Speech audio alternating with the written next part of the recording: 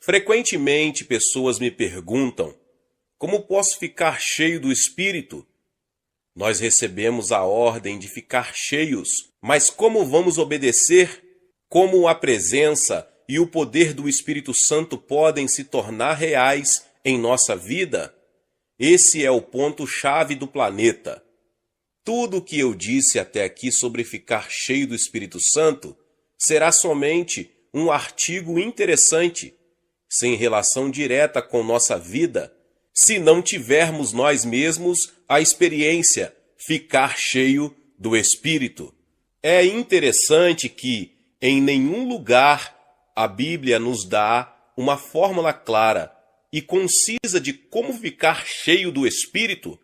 Creio que isso é assim porque a maioria dos crentes do primeiro século não precisavam que alguém lhes dissesse isso.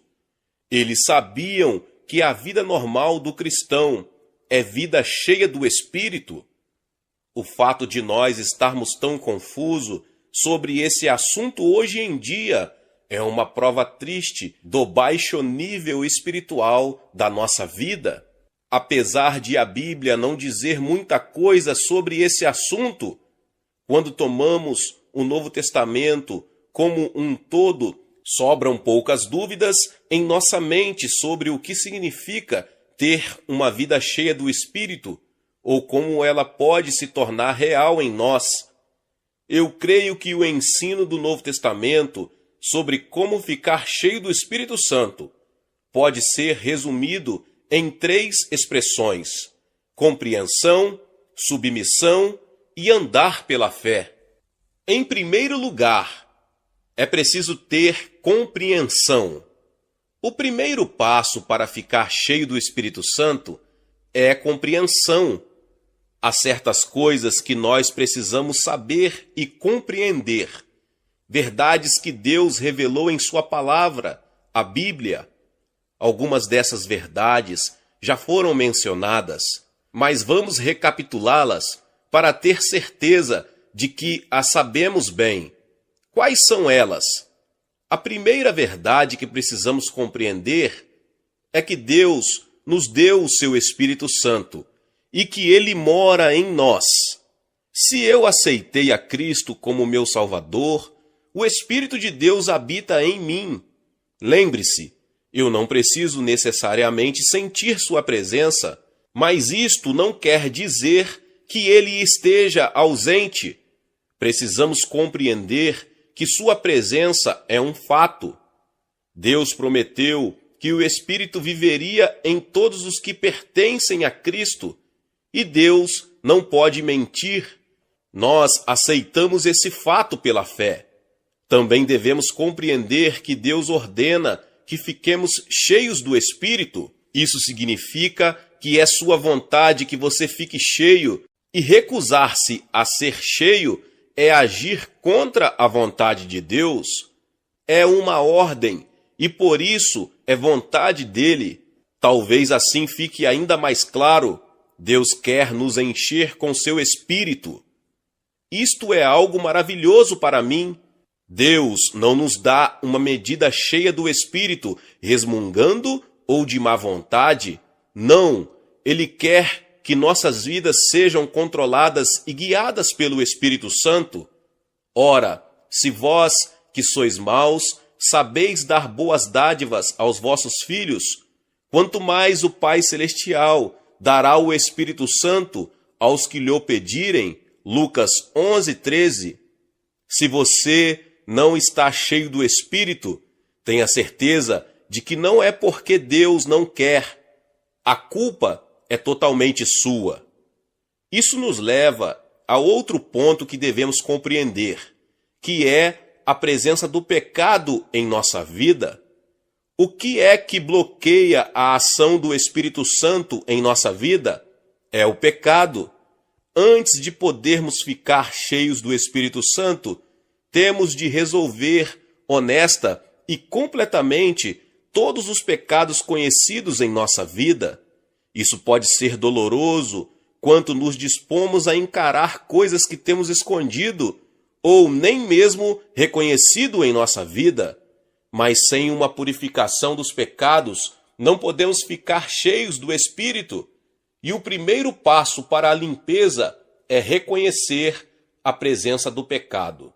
A maioria de nós deve, uma vez ou outra, ter tido a experiência de ter canos entupidos em casa, de modo que a água só saía a conta-gotas ou cessava de todo. Onde eu moro, no norte da Califórnia, raramente fica muito frio, mas me lembro de uma vez em que a temperatura caiu abaixo de zero. Apesar de os canos que trazem a água da fonte na montanha estarem bem fundo, abaixo da terra, eles congelaram totalmente. Tivemos de cavar a terra dura e esquentar uma junta de cano com um maçarico para derreter o gelo. O pecado em nossa vida é como esse gelo. Nossa vida espiritual foi congelada por um mundo hostil. Só há uma solução: arrepender-se, para abrir o bloqueio e restaurar a fluência do Espírito. Todos nós sabemos que o endurecimento das artérias, arteriocleose, é uma das doenças perigosas que atinge grande parte das pessoas em todo o mundo. O tratamento é feito com algumas drogas e, na maioria dos casos, é necessário um processo mais radical, como, por exemplo, cirurgia. Esses procedimentos são feitos com o objetivo de desobstruir as artérias e permitir que o sangue possa fluir livremente, livrando da morte milhões de pessoas. Nossa vida, da mesma forma, precisa da substância que é o sangue de Cristo para desentupir canos ou artérias em nós, para que a seiva vital possa fluir por nós. O pecado é o grande obstáculo e o sangue de Cristo é o potente agente de limpeza quando aplicado em arrependimento e fé. Às vezes, novos crentes ficam confusos ao descobrir que ainda são pecadores e que não só continuam sendo tentados, mas até cedem à tentação. Na verdade, isso não deveria nos surpreender, pois a velha natureza de pecado ainda está em nós. Antes de alguém vir a Cristo, só uma força está atuando dentro dele, a velha natureza carnal. Quando aceitamos a Cristo, o Espírito Santo vem morar em nossa vida, e agora há duas naturezas atuando em nós: a natureza pecaminosa, querendo que vivamos para o eu, e a nova natureza espiritual, querendo que vivamos para Deus. A questão é: qual dessas naturezas decidirá nossas ações? Ser cheio do Espírito. Se o Espírito não controlar nossa vida, a velha natureza pecaminosa nos dominará. A atuação do Espírito estará bloqueada enquanto permitimos a ação do pecado. Portanto, temos de acabar com o pecado em nossa vida para saber como ser cheio do Espírito. Isso não é fácil por diversas razões. Uma, que pode ser muito penoso encarar o pecado. Geralmente, a raiz dos nossos pecados é o orgulho, e nosso orgulho fica profundamente ferido quando admitimos honestamente, diante de Deus e diante dos homens, que não somos tão bons como pensávamos que fôssemos. Também é difícil acabar com o pecado, visto que, como veremos adiante, apenas conhecê-lo não é o suficiente, mas temos de nos arrepender dele. Alguns de nós, possivelmente, estão escondendo pecados, tolerando-os, não querendo deixá-los. Como o jovem rico legalista, em Marcos 10, queremos o que Jesus nos oferece, mas queremos ainda mais nos apegar ao nosso pecado. Ainda há outra razão que dificulta a extirpação do pecado do nosso coração, que é muito simples. O pecado nos cega espiritualmente e ficamos cegos principalmente quanto ao horror do pecado. Não vemos o quanto ele penetrou em cada área do nosso ser e como infeccionou tudo o que dizemos, fazemos e pensamos? É muito fácil confessar os pecados que podemos ver claramente, mas pode haver muitos outros pecados que não estamos vendo e que nos impedem até mais diretamente de andar com o Senhor. Essa é a razão de a Bíblia ser tão inflexível nesse assunto. Não devemos nos contentar com um exame superficial, achando que só os pecados que mais nos incomodam devem ser confessados. O Espírito Santo nos convencerá de outras áreas de pecado que precisamos confessar a Deus. À medida que estudamos a palavra de Deus em oração, lembre-se que Ele é o autor da Bíblia. Temos de confessar não só o que nós achamos que é pecado, mas também o que o Espírito Santo indica ser pecado, quando de fato ouvimos sua voz pela palavra de Deus. Toda a Escritura é inspirada por Deus e útil para o ensino, para a repreensão, para a correção, para a educação na justiça, 2 Timóteo 3,16. A confissão deve abranger todos os pecados. Cantares de Salomão nos adverte das raposinhas que devastam os vinhedos, 2,15. Isto é um exemplo de como pecadinhos podem destruir nosso fruto para o Senhor. Pode haver orgulho, inveja ou amargura em nós. Pode ser fofoca, impaciência, indelicadeza ou um temperamento não controlado. Tudo que faça a vida dos que vivem ao nosso redor mais difícil. Talvez você deva trazer pensamentos impuros ao Senhor, para que Ele o limpe deles. Glutonaria ou preguiça devem ser enfrentadas. Talvez o Espírito Santo esteja nos chamando a atenção pelo uso do nosso tempo, ou do nosso dinheiro, ou sobre o nosso estilo de vida, ou sobre o uso ou abuso de algum dom que Ele nos deu. Pode ser que estejamos tratando com frieza e indiferença uma pessoa chegada a nós.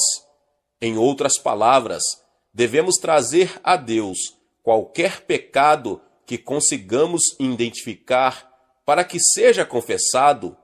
O pecado existe sob qualquer forma e o Espírito deve nos guiar quando examinamos nossa vida em oração.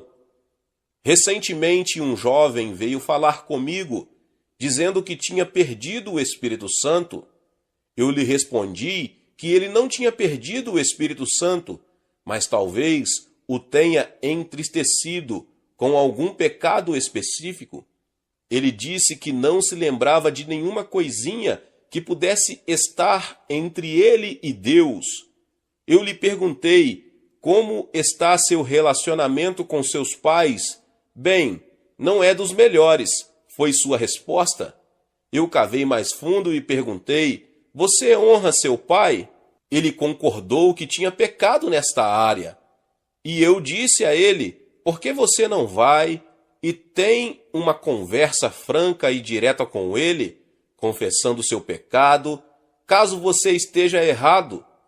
Ele fez isso, e alguns dias depois voltou com um grande sorriso dizendo: relacionamento restabelecido. Há ainda outra afirmação a ser feita sobre confissão de pecados. Temos de ser honestos quanto aos vários pecados que cometemos, mas o maior de todos é que não deixamos Cristo governar nossa vida. A pergunta mais básica que um cristão pode fazer é esta: quem está dirigindo minha vida? Eu ou Cristo? Enquanto tentarmos manter o eu no centro das nossas vidas, o pecado será sempre um problema sem solução e nossa vida será marcada por derrotas e desânimo. É impressionante quantos cristãos não querem se submeter ao senhorio de Cristo. E o Novo Testamento está cheio de afirmações de Cristo exigindo nossa entrega total. Se alguém quer vir após mim, a si mesmo se negue, dia após dia tome a sua cruz e siga-me. Lucas 9:23. Como é fácil para nós fixar nossos próprios objetivos, agir conforme nossos próprios objetivos, agir conforme nossos próprios motivos, satisfazer nossos próprios desejos, sem sequer perguntar a Deus qual é sua vontade. Ele nos diz que devemos renunciar a nossos planos e hábitos e segui-lo, e nos diz que devemos abdicar do governo da nossa vida e deixá-lo governar tudo que somos e fazemos. Ele morreu por todos, para que os que vivem não vivam mais para si mesmos, mas para aquele que por eles morreu e ressuscitou, 2 Coríntios 5:15. Você reconheceu a maneira completa e trágica com que o pecado dominou sua vida e está disposto a submeter tudo à autoridade e à direção de Cristo? Temos de compreender também que o Espírito Santo está em nós e que Deus quer que nossa vida seja controlada por Ele. Antes temos de compreender nosso pecado em toda a sua dimensão, e o que mais precisamos é responder à pergunta crucial: quem está controlando nossa vida, nós ou Cristo? Só quando compreendermos tudo isso, poderemos passar para o segundo passo. E o segundo passo é a submissão. O segundo passo para ser cheio do Espírito Santo é o que nós podemos chamar de submissão. O que eu quero dizer com isso? Com submissão, eu me refiro à renúncia aos nossos métodos, procurando, acima de tudo, submeter-nos a Cristo como Senhor, ser governados por Ele em todas as áreas da nossa vida. Vemos a importância disso no que foi dito antes sobre a maneira com que o pecado bloqueia o controle do Espírito Santo. A essência do pecado é a vontade própria, egocentrismo e, ao invés de cristocentrismo, para sermos cheios do Espírito, controlados e dominados por Ele, temos de colocar a Cristo no centro da nossa vida e tirar de lá o eu, ou seja, submeter-nos a Ele, permitir que Ele se torne Senhor em nossa vida. Como concretizar isso? A meu ver, há duas etapas para conseguir. Em primeiro lugar, arrepender-se e confessar. Acabamos de constatar que uma das coisas que temos de compreender é a profundeza do nosso pecado. Mas só compreender não é suficiente. Temos de confessar o pecado a Deus e nos arrepender desses pecados. Muitas pessoas sabem que são pecadoras, podem até fazer uma lista dos pecados que são um problema para elas.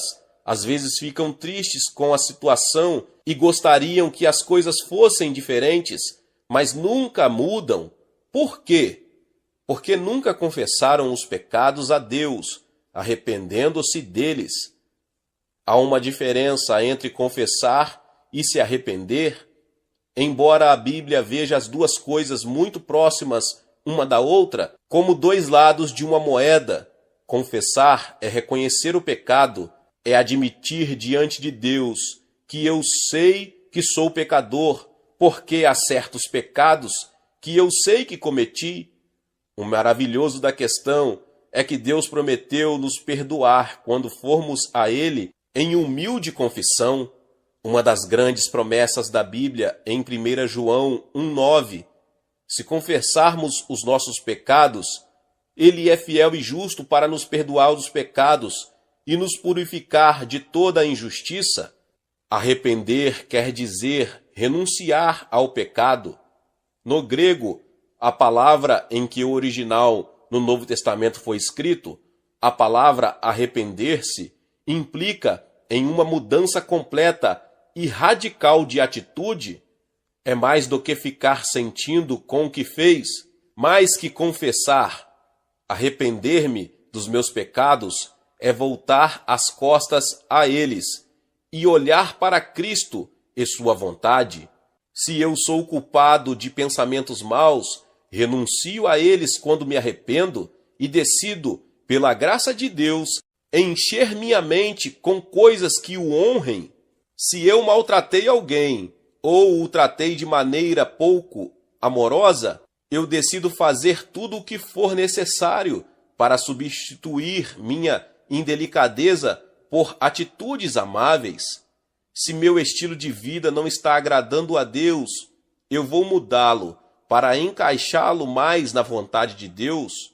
Arrependimento é conscientemente voltar as costas para os pecados. Lembra-te, pois, de onde caíste e arrepende-te. Apocalipse 2:5. Depois de confessar cada pecado conhecido e se arrepender, a segunda etapa da submissão é sujeitar-se a Deus e à sua vontade. A confissão e o arrependimento podem ser chamados de um lado negativo da submissão. Implicam em livrar-se de tudo que impede que Deus controle a nossa vida. Sujeitar-se a Deus pode chamar de o lado positivo. Envolve colocar-nos total e completamente, da melhor maneira que podemos, nas mãos de Deus, em completa submissão à sua vontade para a nossa vida. No capítulo 6 de Romanos, essa etapa de sujeição é apresentada com clareza.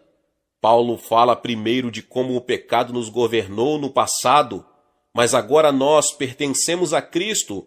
Não vivemos mais para nosso antigo dono, o pecado. Vivemos agora para Cristo, nosso novo dono. Por isso não devemos ceder ao pecado, mas nos sujeitar a Deus. Não ofereçais cada um os membros do seu corpo ao pecado como instrumentos de iniquidade, mas oferecei-vos a Deus como ressurretos dentre os mortos e os vossos membros como instrumentos de justiça. Romanos 6,13.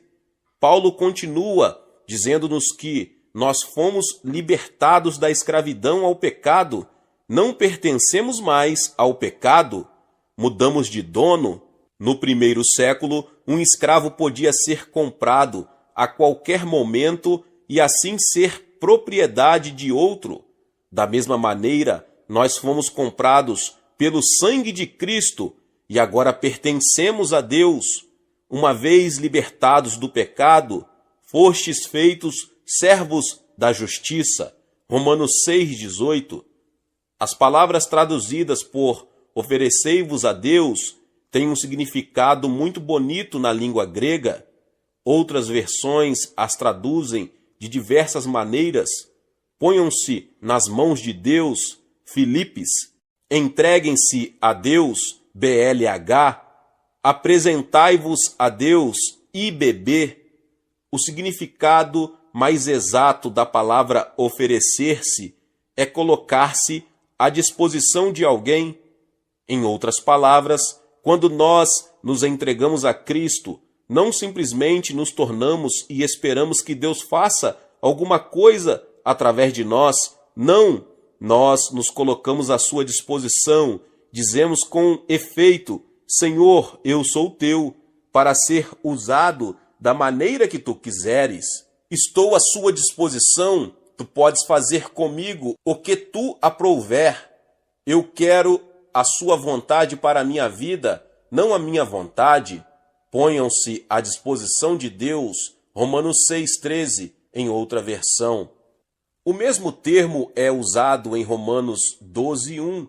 Rogo-vos, pois, irmãos, pelas misericórdias de Deus, que apresenteis os vossos corpos por sacrifício vivo, santo e agradável a Deus. Isto inclui todas as áreas do nosso ser, nossas capacidades, nossos dons, nossos bens, nossa família, mente, vontade, emoções. Não está excluído, não podemos reter nada. Por princípio, ele deve dominar sobre nós no todo e em parte. Esse versículo nos recorda os sacrifícios do Antigo Testamento. aqueles que o israelita apresentava totalmente a Deus, ele não podia ficar com nenhuma parte. Tudo era consumido no altar. Nossa submissão deve ser exatamente assim. Sujeição, entrega total, é uma rendição incondicional. Estou reconhecendo cada vez mais que esta sujeição é uma ação nossa definida e consciente em obediência à palavra de Deus. Na verdade, isso deveria acontecer na hora da nossa conversão, quando nos arrependemos e recebemos a Cristo, não somente como Salvador, mas como Senhor. Mas para pessoas, a sujeição só vem num momento de crise, depois da conversão. No começo, talvez não compreendamos inteiramente o que significa seguir a Cristo como Senhor, mas mais tarde começamos a ver que o chamado de Jesus Cristo não é simplesmente para crer nele, mas para segui-lo sem reservas, como seus discípulos. Quando estamos confusos quanto ao senhorio de Cristo, devemos partir imediatamente à ação. Nossa intenção deve ser de submissão completa e definitiva, em princípio, mesmo se o Espírito Santo, nos meses seguintes, nos mostrar outras áreas em nossa vida que devem ser entregues. Na verdade, esta é uma das provas de que, se nos submetermos, colocando-nos à disposição de Deus, Ele nos dirige a novas áreas que devem ser entregues. O Espírito Santo vai nos testar muitas vezes para ver se estamos mesmo falando sério. Ele pode até nos pedir que entreguemos algo em princípio que realmente Ele não quer que entreguemos, mas que estejamos dispostos a entregar. Nós devemos lhe dar liberdade para fazer o que quiser em e através de nossa vida. Algumas ilustrações nos ajudarão a compreender melhor esta questão de entrega à vontade de Deus. Em Romanos 6, como vimos acima, Paulo usa a ilustração de um escravo que agora pertence a um novo dono. O professor William Barclay nos traz à mente o significado real da analogia de Paulo. Quando ouvimos a palavra servo ou empregado, logo imaginamos um homem que dá uma parte do seu tempo a um empregador em troca de uma remuneração combinada. Durante esse tempo, ele está à disposição e sob as ordens do seu empregador. Passado o tempo, ele pode fazer o que quiser. No tempo de Paulo, um servo tinha status bem diferente. Ele literalmente não tinha tempo para si, não era livre por momento algum. Cada minuto de sua vida pertencia ao seu dono. Era propriedade exclusiva dele, não tendo em toda a sua vida oportunidade em toda a sua vida para fazer o que quisesse. No tempo de Paulo, um escravo nunca poderia fazer o que quisesse. Era-lhe impossível servir a dois senhores, porque era propriedade exclusiva de um. Esse é o quadro que Paulo tem em mente. O paralelo entre o escravo do tempo de Paulo e o cristão não é bem exato, como o próprio Paulo diz, porque, em certo sentido, o cristão é uma pessoa mais livre do mundo, desde que conheça a liberdade espiritual que Cristo traz. Por outro lado, você e eu somos convocados para pertencer a Deus e a seu povo. Somos chamados para estar à sua disposição, prontos e dispostos para fazer sua vontade. Paulo disse a Tito que Cristo deu a si mesmo por nós para nos livrar de toda maldade e fazer de nós um povo puro que pertence somente a Ele e que se dedica a fazer o bem. Tito 2,14 BLH. Uma outra ilustração talvez nos ajude a compreender completamente o que estou querendo dizer. O princípio de entrega a Cristo é como o compromisso que noivo e noiva assumem quando se unem no casamento. É criada uma situação nova que se torna realidade duradoura.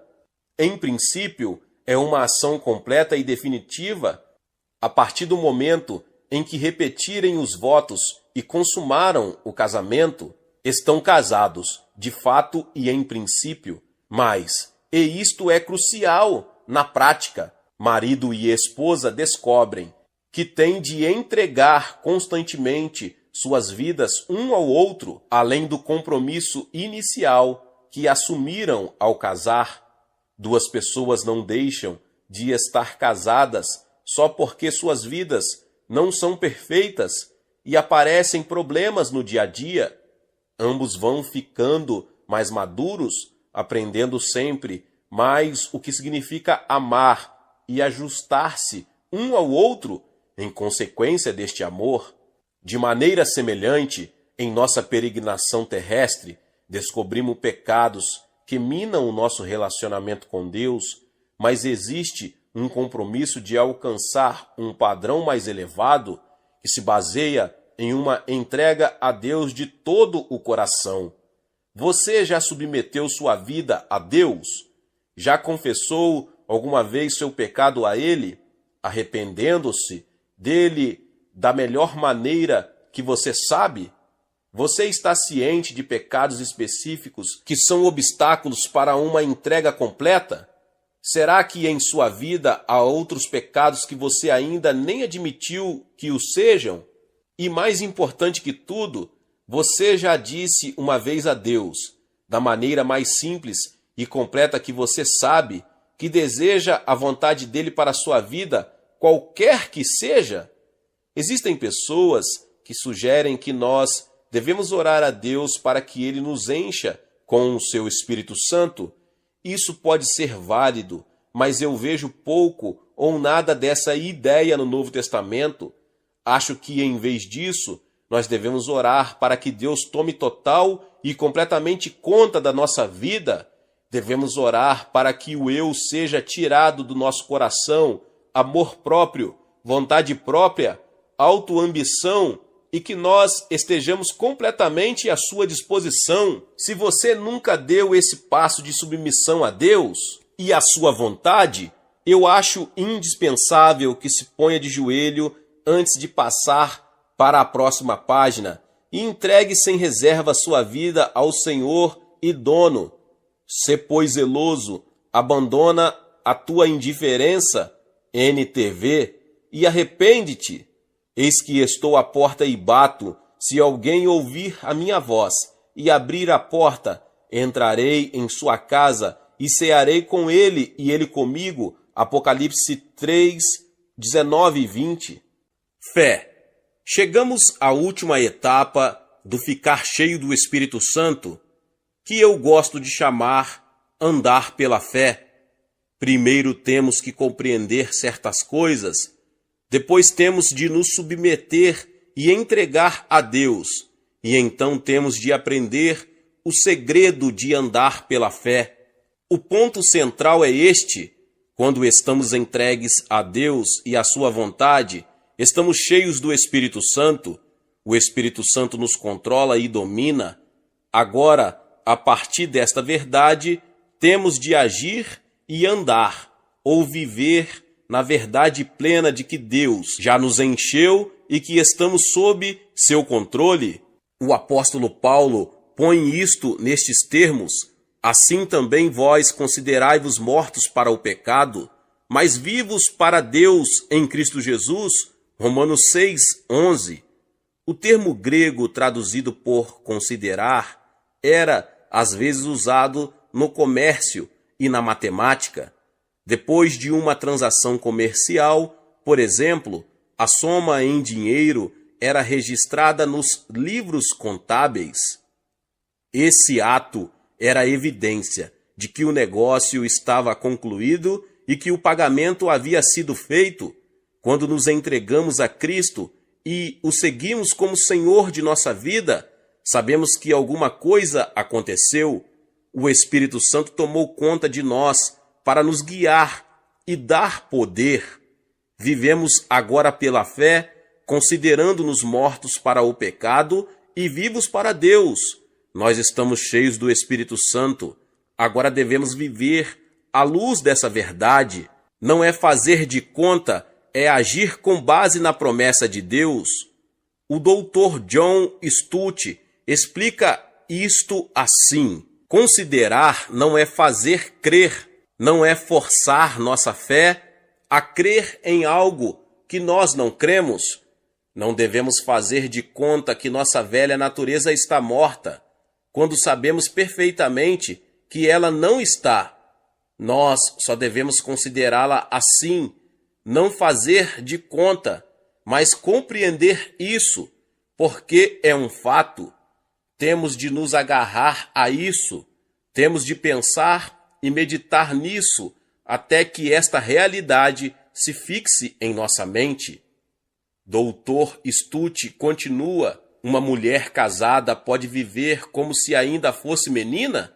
Bem, pode ser que sim, não é impossível, mas deixe-a sentir aquele anel no quarto dedo de sua mão esquerda, o símbolo da sua vida nova, o símbolo da sua identificação com seu marido.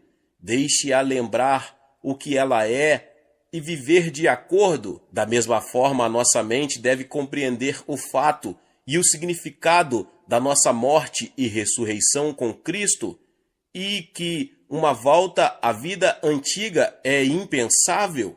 Um cristão renascido deve ter tanta vontade de voltar à vida antiga quanto uma pessoa adulta de ter de voltar à infância.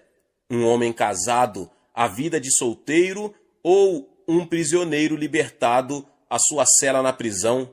Se você preencheu os requisitos bíblicos para ficar cheio do Espírito Santo, especialmente arrependimento e confissão, de que nós falamos, então você pode dizer para si mesmo: pela fé, sei que estou cheio do Espírito Santo. Nunca vi alguém que eu considerava cheio do Espírito Santo fazer alarde disso, tentando chamar a atenção para si. As outras pessoas logo notarão que nós estamos cheios do Espírito, porque quem o estiver produzirá o fruto dele. Nós talvez nem nos demos conta disso. Alguns dos maiores homens de Deus confidenciaram que quanto mais perto de Cristo estavam, mais pecadores se sentiam. Roy Gustafson, meu amigo e sócio, disse uma vez: o Espírito Santo não veio para nos fazer conscientes do Espírito Santo, mas conscientes de Cristo. Assim, quando dizemos a nós mesmos que estamos cheios do Espírito Santo, significa que cada pecado e obstáculo concedido está fora do caminho. Depois podemos dizer pela fé que estamos cheios. A esta altura há diversas coisas que devemos relembrar. Em primeiro lugar, temos de nos lembrar que a plenitude do Espírito Santo não é questão de sentimento, mas de fé. Podemos ou não sentir fortemente a presença de Deus quando estamos cheios do Espírito. Não devemos confiar em nossos sentidos, mas nas promessas de Deus. Temos de nos considerar cheios do seu Espírito. James McConkey pôs isto nestes termos: nada é mais doloroso do que inspecionar constantemente nosso interior para verificar se Deus está cumprindo sua promessa ou se nós a estamos experimentando. É como aquela criança que todo dia cava no canteiro para ver se a semente está brotando. A questão de experimentar a plenitude do Espírito compete a Deus. Temos de nos lembrar também que a plenitude do Espírito não garante que sejamos perfeitos e sem pecado. Significa que estamos sendo controlados pelo Espírito, mas o pecado continua presente, espiando atrás da esquina para dar o bote na primeira oportunidade. Podemos ser irrepreensíveis no nosso desejo de servir a Cristo, mas isso não faz com que não erremos. Um pregador escocês, tempos atrás, explicou: aqui ao meu lado, sobre a mesa, está uma carta que ilustrará o que quero dizer. Eu a recebi quando estava em viagem missionária à Nova Zelândia em 1891, da minha filha mais velha, que então tinha 5 anos de idade. Diz assim: querido pai, eu mesma escrevi tudo isso. Euzinha, mando um beijo. Na verdade, isto não é escrever, mas uma tentativa com grandes letras de imprensa, todas desproporcionais. Em toda a página não há uma linha reta. Bem, esta carta, que eu gosto tanto, não é algo sem defeito. Tem tantos defeitos como tem letras, mas ela é sem dúvida irrepreensível. Eu não repreendi minha filha por seus riscos tortos, nem ralhei com ela, porque julguei seu trabalho pelos motivos.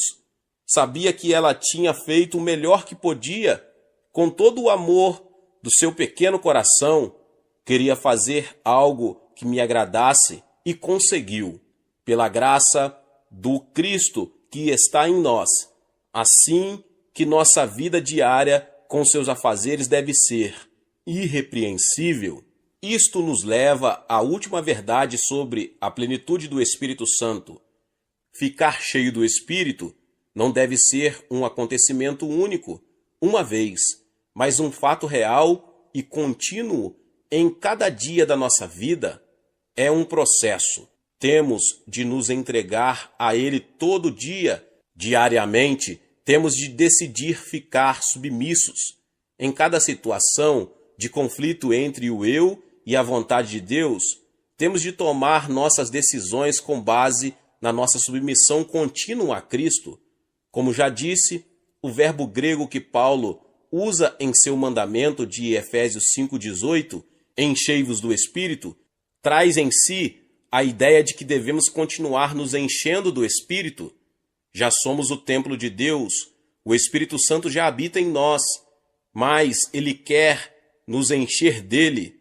Isso só é possível naqueles que se esvaziam do eu e se entregam a Ele. Esta é a razão de a entrega ter de ser diária, tanto das coisas pequenas como das mais importantes. Quando pecamos, temos de nos arrepender, para que Ele possa nos encher novamente. Quando estivermos expostos ocasionalmente a uma pressão incomum, temos de orar pedindo sua ajuda adicional. Por fim, as 4 etapas abordadas até aqui não são só o começo, mas são um processo. Cada dia devemos nos empenhar para compreender mais da palavra de Deus. Devemos orar a Deus que nos ajude a reconhecer nosso pecado. Devemos confessar e nos arrepender todo dia, submeter nossa vontade a dele todo dia, andar pela fé de uma maneira que ele esteja nos enchendo continuamente à medida que nos submetemos a ele, e devemos passar cada dia na obediência à sua palavra. Eu, pessoalmente, acho que ajuda muito começar cada dia entregando-se silenciosamente nas mãos de Deus. Agradeço-lhe por ser seu e por saber que o dia trará para mim. Peço-lhe que domine minha vida neste dia nas suas mãos e a use para a sua glória. Peço-te que me limpe de qualquer coisa que impeça a sua atuação em mim neste dia, e depois inicio as atividades do dia pela fé, sabendo que seu Santo Espírito me está enchendo continuamente, enquanto eu confiar nele e obedecer a sua palavra. Durante o dia, às vezes não estou consciente da sua presença, outras vezes estou, mas no fim do dia eu posso olhar para trás e agradecer, porque vejo sua mão atuando. Ele prometera estar comigo neste dia, e esteve. Você pode experimentar a mesma coisa, submetendo-se diariamente ao senhorio de Jesus Cristo. Entregue-se cada dia a Ele, e que você possa no fim de cada dia olhar para trás e reconhecer que seu Espírito Santo tem sido seu guia e sua força, estando você sujeito a Ele.